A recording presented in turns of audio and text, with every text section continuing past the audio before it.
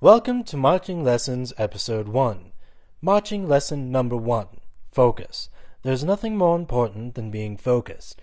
There's a bug flying around your face. Forget it, just focus. The bug lands on your nose.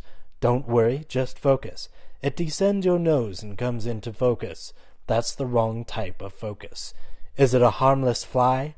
A gnat? A katydid? It doesn't matter. Just keep focusing.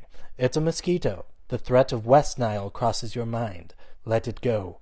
Focus on the count-off. The mosquito plunges its proboscis into the tip of your nose.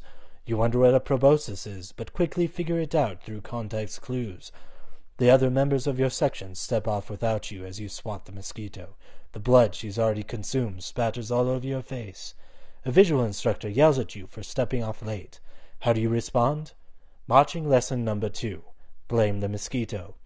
Join us next time for Marching Lessons Episode 2, where we'll be discussing Marching Lesson Number 3.